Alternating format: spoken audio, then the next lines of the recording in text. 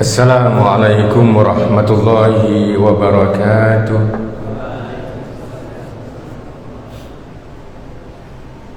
Innal hamdalillahi nahmadu wa nasta'in wa nastaghfiruh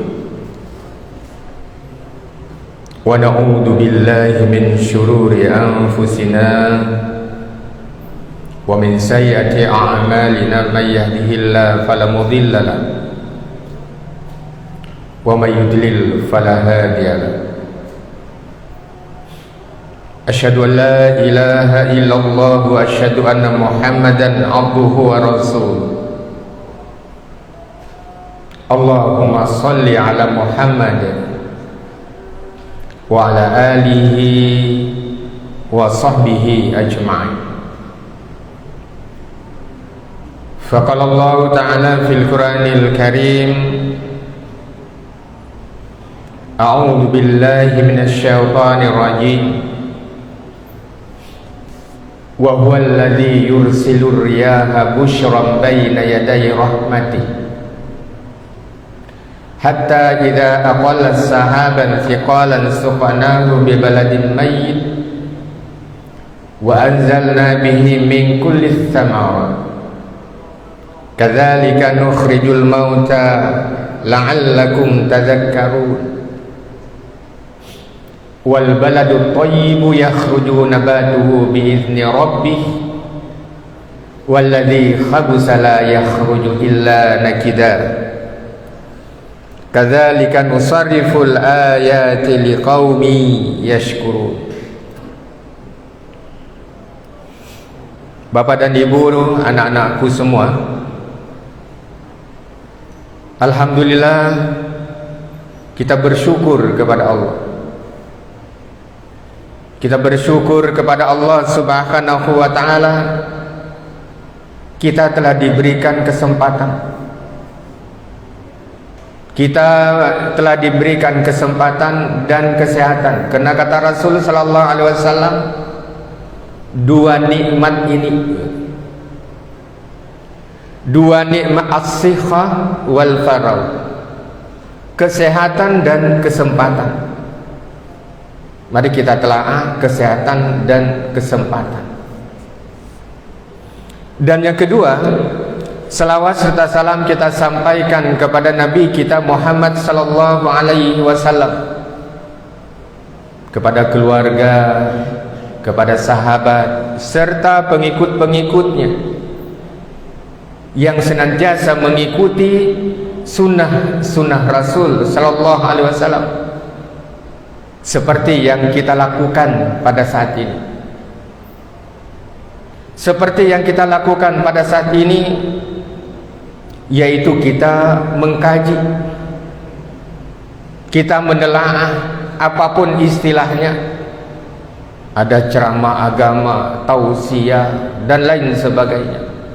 Yang intinya adalah, maka kata Rasul sallallahu alaihi wasallam, orang yang melakukan demikian itu fantadirus shalah ba'das shalah. Orang yang senantiasa melakukan waktu, menyempatkan waktunya setelah dia melakukan sholat, sembari dia menunggu waktu sholat. Artinya apa? Kita berataan sudah melaksanakan fardu maghrib, lalu kita sama-sama duduk di sini untuk mengulang kembali apa pesan-pesan Rasul, apa pesan-pesan Al-Quran, sehingga salah satu di antaranya adalah yang saya sebutkan tadi, dua nikmat yang paling berharga dalam kehidupan kita. Apa itu nikmat itu? Nikmat sehat, as-sihhah, nikmat sehat dan nikmat kesempatan. Kenapa disebut dengan nikmat sehat dan nikmat kesempatan?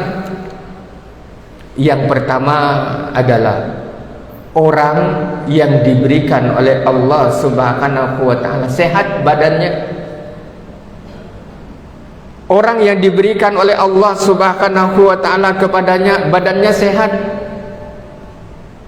mampu dia berjamaah, mampu dia untuk duduk bersama di tempat ini, akan tetapi dia kada bisik kesempatan, sibuk sidin, sibuk terus. Nah, itulah disebutkan bagaimana seseorang itu mempunyai nikmat sehat akan tetapi tidak punya kesempatan untuk berjemaah haul, untuk duduk di majlis pina rasa uyuh koler, itu bersepupu aja. Haul, uyuh, koler itu bersepupu. Lalu hendak guring aja. Sudah haur gitu kan, haur, uyuh, malas, koler, itu bersepupu. Kalau itu digabung lalu hendak guring aja. Nah, itulah disebut dengan nikmat sehat. Akan tetapi dia tidak punya untuk kesempatan untuk melakukan kebaikan. Sebaliknya, ada seseorang yang mempunyai kesempatan, hendak benar bersama-sama berjemaah di masjid, hendak benar dia mendengarkan ceramah, hendak benar dia didoakan oleh para malaikat. Akan tapi sidin garing di rumah, kada kawa dia berjalan. Sidin kada kawa berjalan ke sini. Nah, kita adik anak-anakku semua, kita diberikan oleh Allah Subhanahu wa taala dua nikmat yang tidak kurang sedikit pun pada diri kita. Apa nikmat itu? Nikmat sehat dan nikmat kesempatan. Sehingga dengan demikian dua nikmat itu kita gunakan. Dua nikmat itu kita gunakan, maka kata Rasul sallallahu alaihi wasallam dalam sabda Rasul sallallahu alaihi wasallam, maka Rasul mengatakan kepada pian bertaan, kepada anak-anakku semua yang putra maupun putri, Rasul mengatakan fatuba, beruntung benar. Kalau bahasa Banjar itu beruntung benar, kalau bahasa Berabai beruntung benar. Beruntung sekali, fatuba liman ja'ala mafatihul khair ala yadayhi. Apa kata Rasul sallallahu alaihi wasallam? Beruntung sekali kalau orang yang senantiasa membuka kunci kebaikan, miftah mafatihul khair. Beruntung sekali orang-orang yang senantiasa membuka kunci kebaikan.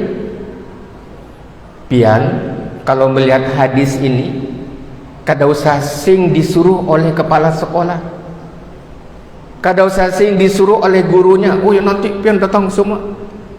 Kalau memang sudah itu rutinitas yang diwajibkan kepada diri kita, dalam beramal itu kita tidak ada keterpaksaan. Dalam melakukan kebaikan itu, maka tidak ada seorang pun itu yang merasa terpaksa untuk melakukannya. Apa jadi disuruh dengarkan ceramah gitu. Itu menggerutu, maka nilai pahala itu habis. Kenapa tidak ikhlas gitu. Maka Rasul mengatakan fatuba liman ja'ala mafatihul khair ala yadayhi. Maka kata Rasul sallallahu alaihi wasallam, beruntung sekali kalau seseorang itu selalu membuka pintu kebaikan untuk dirinya yang ada di tangannya ini. Kunci itu ada di tangan kita.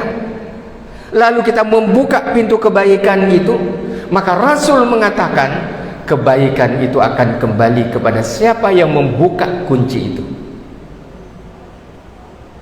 Nah, itulah yang disebutkan oleh Rasul sallallahu alaihi wasallam. Yang disebutkan oleh Rasul sallallahu alaihi wasallam orang yang beruntung itu, yang pertama adalah mereka yang senantiasa membuka kebaikan. Membuka kebaikan itu banyak. Pian hadir di sini, anak-anakku semua hadir di sini. Pian telah membuka pintu kebaikan untuk diri kita. Pian berjemaah itu membuka pintu kebaikan. Pian berzikir dan berdoa itu adalah pintu kunci kebaikan untuk diri kita sendiri. Nah, dengan demikian sebaliknya kata Rasul, sebaliknya Yang disebutkan dengan orang-orang yang celaka itu siapa? Kebalikannya sekarang, kalau kita disuruh untuk membuka pintu kebaikan itu, sebaliknya sekarang adalah fawailul liman ja'ala mafatihus syarri ala yadayhi.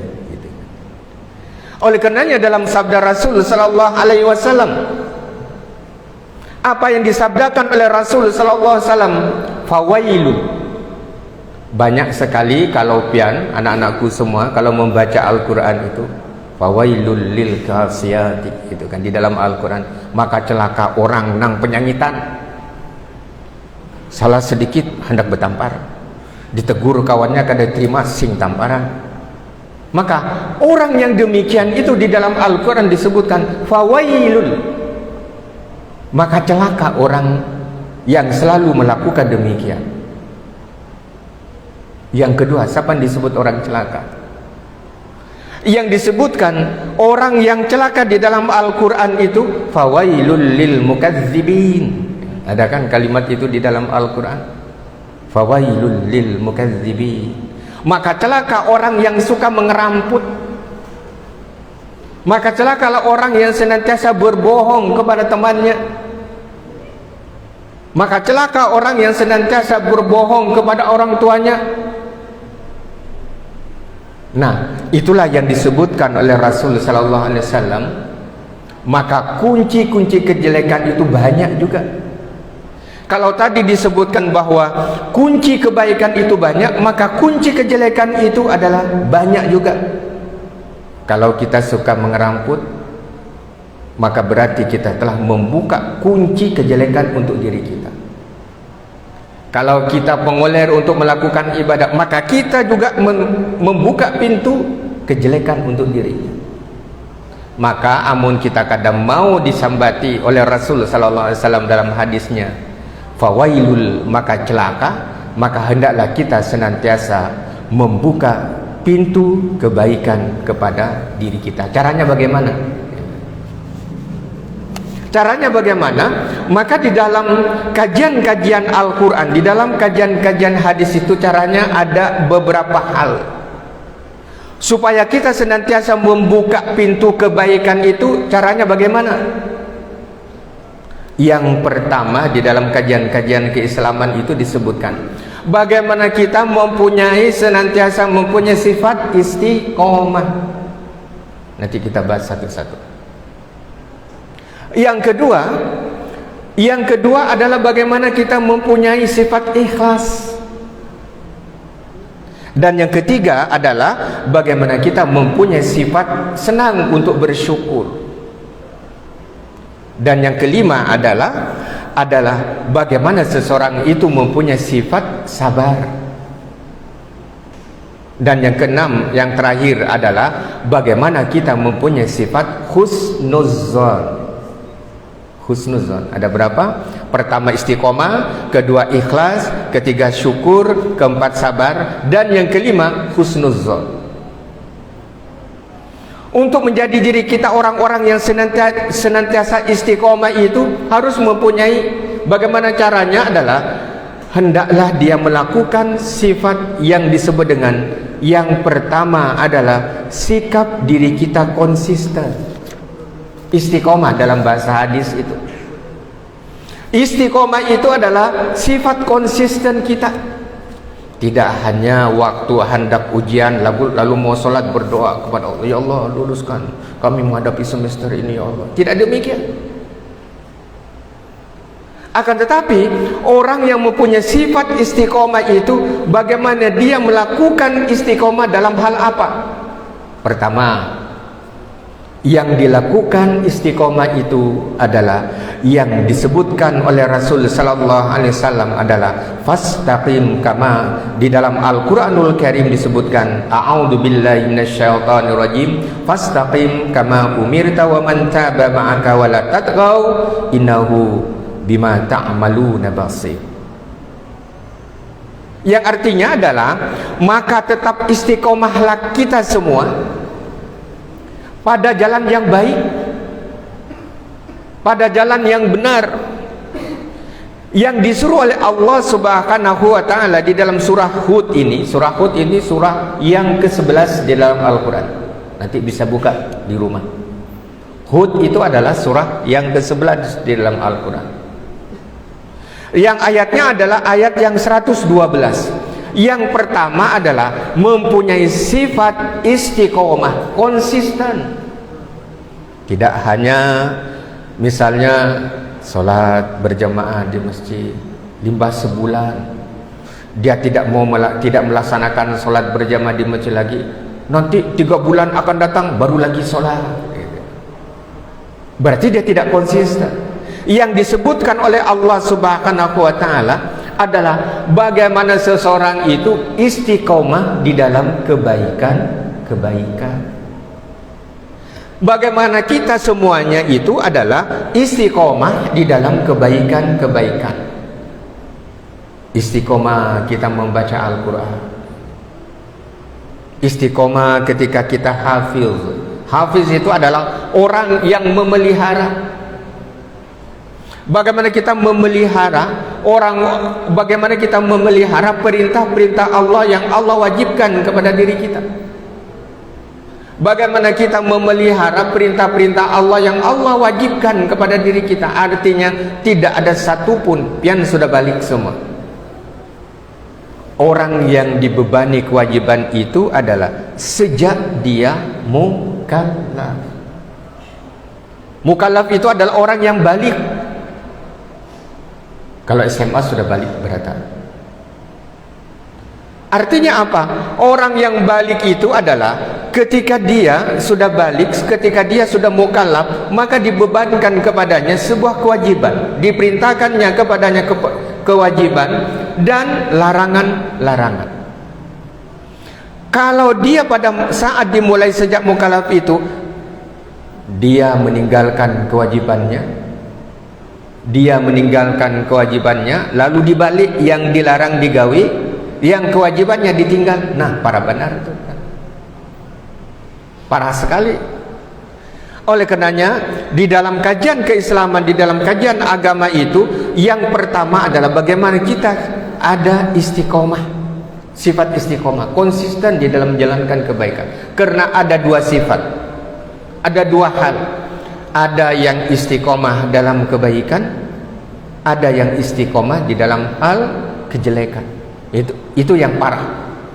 Kalau orang istiqomah dalam masalah-masalah kejelekan, nanti karena kebiasaannya itu lalu dia pelihara sampai kena sudah tua tetap pada jalan yang seperti itu. Yang dianjurkan di dalam Al-Quran itu disebutkan bahwa fastaqim kama umirta wa man taba ma'aka wa la tatghaw. Hendaklah kalian istiqomah di jalan yang benar, sehingga kebiasaan anak-anakku semua yang guru-gurunya sudah mendidik gitu kan. Lalu nanti kalau sudah dewasa, lepas dari SMA, kuliah pian, maka kebiasaan berkumpul, kebiasaan berjamaah, kebiasaan mendengarkan ceramah terus melekat di hati kita. Nah, perlunya kita menanamkan sifat istiqomah. Yang kedua sekarang, bagaimana kita membuka pintu kebaikan itu. Yang kedua di dalam kajian Al-Quran dan hadis sebutkan adalah bagaimana kita ikhlas. Artinya pian datang ke sini tidak karena guru, dipaksa oleh guru, tidak ada. Pian datang ke sini ada niat ikhlas karena Allah. Niat yang pertama ikhlas. Ikhlas karena Allah Subhanahu wa taala. Ikhlas kita lakukan. Tahu ikhlas, bersih hati kita. Sehingga Al-Quran menyebutkan labanun khalisan. Labanun khalisan. Orang ikhlas itu adalah bagaimana seseorang itu kalau kita melihat yang dari perut binatang itu, apakah kambing, apakah sapi, apakah onta, itu kan keluar air susu.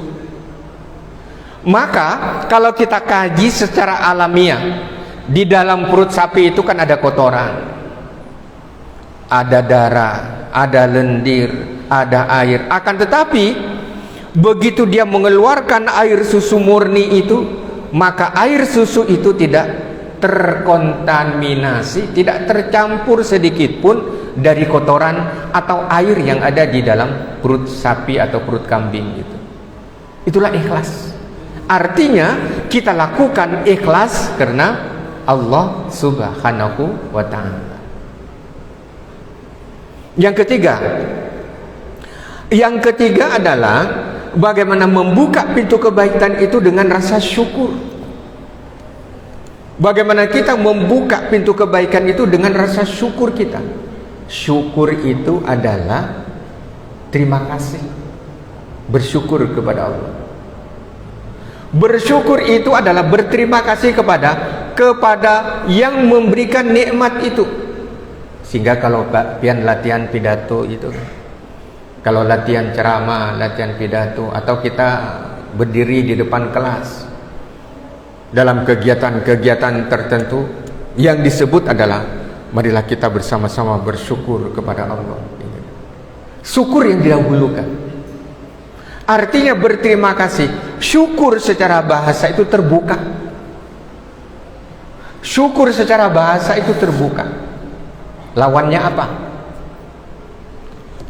Kalau syukur itu secara bahasa itu adalah terbuka, lawannya apa? Lawannya adalah kafara, tertutup. Nah kayak gini, ini tertutup. Jadi kalau orang yang senantiasa bersyukur kepada Allah, maka hatinya terbuka. Tanda dia berterima kasih kepada siapa yang memberikan nikmat itu. Wa in ta'uddu nikmatallah la tusuha. Kalau kita mau menghitung nikmat Allah, begitu banyak sekali. Lalu kebalikannya apa? Kafara, tertutup. Kalau gelas aqua ini terbuka, lalu di dalamnya kosong, lalu kita tuangkan air ke dalamnya, maka air itu akan memenuhi rongga kosong yang ada di dalam botol gelas aqua ini. Karena dia menerima. Tapi sebaliknya, kalau gelas aqua ini keadaan tertutup, kita tuang dengan air dari ceret itu, maka tidak akan pernah sedikit pun masuk ke rongga yang ada di dalamnya. Kenapa tertutup? Lalu orang menyebutnya kafir. Ada yang disebut kafir. Artinya kafir itu tertutup dari kebenaran. Orang yang kafir itu kadang mau menerima Al-Quran. Orang yang kafir itu tidak mau menerima sesuatu syariah yang dari Allah Subhanahu wa ta'ala. Kenapa? Dia tertutup. Nah itu perbedaan syukur dan kafar. Artinya terbuka dan tertutup. Yang ketiga, bagaimana kita membuka pintu kebaikan itu? Yang ketiga adalah dengan syukur.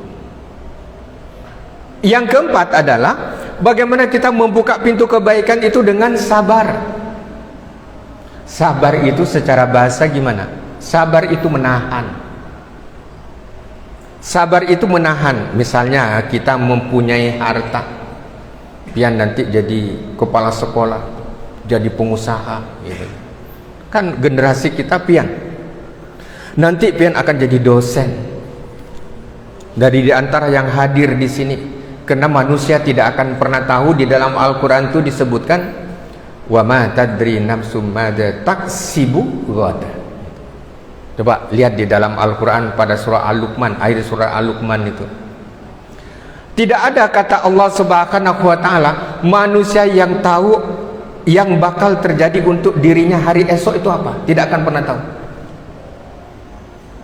Oleh karenanya, ketika kita diberikan oleh Allah Subhanahu wa ta'ala dengan nikmat yang banyak, maka nikmat yang banyak itu tidak digunakan kepada sesuatu yang dilarang oleh Allah. Artinya kita bisa menahan hati kita untuk memberikan sesuatu, untuk memberikan harta kita kepada sesuatu yang tidak baik. Itu disebut dengan sabar. Jangan sabar itu ya biasa aja, sabar aja.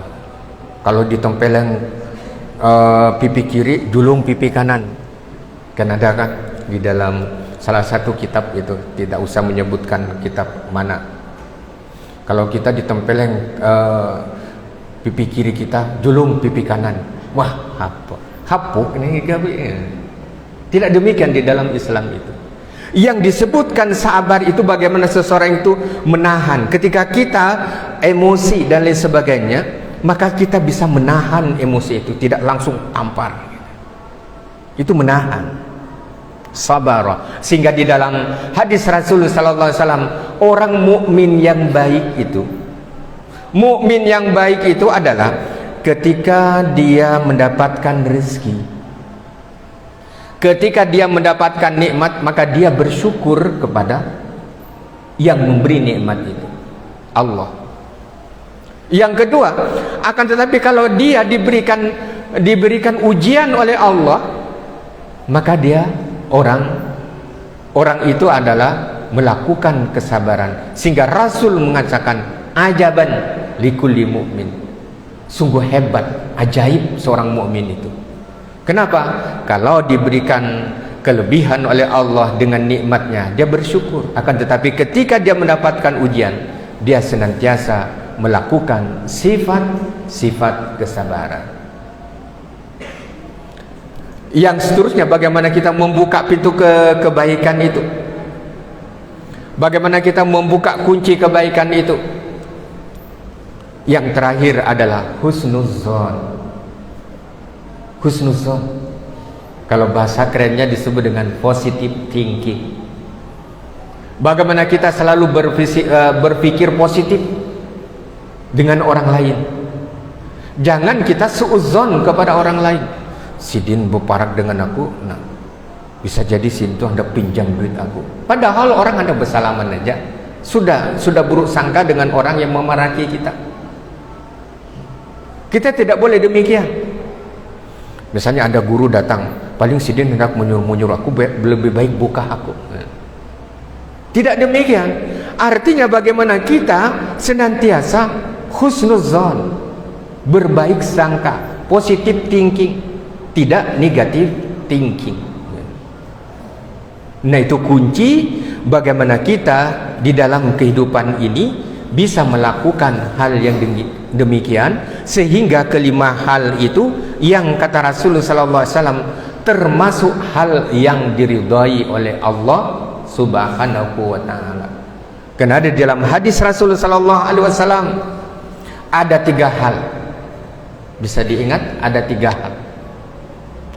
Ada 3 hal amun kita, kalau kita melakukan 3 hal ini, maka Allah ridha dengan kita. Kada alang-alang, Allah ridha dengan kita. Dan sebaliknya, ada yang dibenci oleh Allah Subhanahu wa taala tidak boleh kita lakukan. Yang disebutkan di dalam hadis Rasul sallallahu alaihi wasallam, an Abi Hurairah radhiyallahu anhu qala Rasul sallallahu alaihi wasallam, innallaha yarda lakum thalatha. Sesungguhnya Allah itu ridha. Ridha dengan apa? Adalah ridha dengan hal yang ada 3 perkara yang Allah ridha kalau kita berataan melakukannya. Sebaliknya, di dalam hadis ini disebutkan wa yakrahu lakum salasa. Satu huruf yang bunyinya ada di depan lidah, yang punya titik 3, yang bunyinya di depan lidah, salasun. Makanya banyak sekali bahasa Arab yang diadopsi menjadi bahasa Indonesia. Ahad, hari Ahad. Hari Ahad itu hari apa? Bukan hari Minggu. Hari Ahad itu adalah qul huwallahu ahad. Apa artinya? Katakan Allah itu satu. Artinya Ahad itu satu. Kalau bahasa Arabnya 2 apa? Isnain. Lalu di Indonesia kan menjadi Senin, hari kedua. Lalu hari yang ketiga kalau bahasa Indonesia disebut dengan Selasa. Sesungguhnya bahasa itu ada dari bahasa Arab yang disebut dengan Salasa. Kalau hari Rabu, hari yang keempat. Kalau orang Brebei itu ada pasar Arba, ada pasar Arba, artinya pasar Rabu, artinya hari yang keempat. Kalau hari Kamis, kalau bahasa Indonesia itu Senin Kamis, maka Kamis yang kelima disebut dengan khomsah. Kalau hari Jumat, itu hari di mana seseorang yang berasal, Jum'ah itu berasal dari kata jamaah. Artinya bagi orang yang balik, bagi seorang muslim yang sudah mukallaf itu wajib hukumnya untuk dia sholat di masjid, berjamaah di masjid, yaitu disebut dengan sholat Jum'ah. Kalau hari yang ketujuh yang disebut dengan Sabtu. Sabtu bahasa Arabnya apa? Kalau 7, Sabah itu hari yang ketujuh. Makanya kalau melihat di TV, kenapa pejuang-pejuang Hamas itu, Al-Qassam itu menyerang Israel, itu di hari apa? Di hari Sabat. Bukan Sabat orang Banjar. Kalau Sabat orang Banjar, rumput tinggi itu, nah Sabat itu. Tapi kalau bahasa Ibrani, Sabat itu di mana hari yang diagungkan oleh Bani Israel, orang-orang Israel itu, yang ketika itu dia menyentuhkan badannya ke tembok ratapan itu sambil memohon kepada Tuhannya. Dan hari Sabat itu, kalau kita lihat di YouTube itu, bagaimana orang lagi pesta ria, pesta pora, berjoget-jogetan. Kada tahu Hamas itu terbang melalui itu dengan alat yang sangat sederhana, bisa mendarat di situ, subhanallah. Kalau kita melihat di siaran-siaran itu, nah itu terjadi pada hari Sabat, hari Sabtu. Nah itulah yang disebut dengan bagaimana hari pun berasal dari bahasa Arab. Hari pun berasal dari bahasa Arab. Sehingga ini berlaku adalah hari 1, hari 2, hari 3 itu, hari 4, hari 5 itu berlaku di Malaysia. Singapura, Melayu Singapura mengatakan demikian, dan juga di Thailand Patani selalu mengatakan hari 1, hari 2, hari 3, hari 4. Hari 1, 2, 3, 4, 5, 6, 7. Kalau dia menyebut hari. Kenapa pian tahu Pak? Karena saya orang sana dulu. SMP, SMA, sekolah di sana. Jadi bahasa Ipin Upin Pasek. Betul itu Pasek. Karena sekolahnya di sana dulu. Nah, kembali kepada apa yang disebutkan oleh Allah, oleh Rasul sallallahu alaihi wasallam. Allah ridha dengan 3 perkara kalau kita melakukannya. Dan Allah ridho dengan 3 perkara apabila kita melakukannya, dan Allah itu benci kepada 3 hal kepada siapa yang melakukan 3 hal itu. Yang pertama yang Allah ridho, fayarudalakum, Allah ridho kepada fayarudalakum an ta'buduh. Allah itu ridho kepada kita ketika seseorang itu konsisten dalam beribadah. Seperti mukaddimah yang ulun sampaikan tadi. Allah itu ridho ketika kita konsisten beribadah hanya kepada Allah. Dan yang kedua, la tusyriku bihi syai'a. Ketika dia beribadah kepada Allah, dia tidak melakukan kesyirikan, tidak meminta kepada yang lain. Dan yang ketiga adalah wa an ta'tasimu bihablillahi jami'ah. Allah ridha kepada seseorang yang senantiasa dia menjalin silaturahim seperti yang kita lakukan. Kita kumpul sama kekawalan, dengan guru, dengan jamaah di tempat ini. Maka yang kita lakukan yang semacam ini, menurut hadis ini, Allah sangat ridha dengan apa yang kita lakukan. Terus kalau yang dibenci gimana? Azan ya? Belum ya? Selesaikan 3 dulu. Wa yakrahu lakum thalatha. Wa yakrahu lakum thalatha. Begitu juga Allah itu benci kepada 3 hal. Allah itu bukan ridho, akan tetapi wa yakrahu thalatha. Allah itu benci kepada seseorang yang melakukan 3 perkara. Yang pertama apa yang dibenci oleh Allah Subhanahu wa taala adalah orang yang qila wa qala, selalu menyebarkan pemanderan. Yang pemanderan itu ujar sidin. Pemanderan artinya adalah bagaimana seseorang mendapatkan berita, akan tetapi berita itu yang didapatkan cuma ujarnya.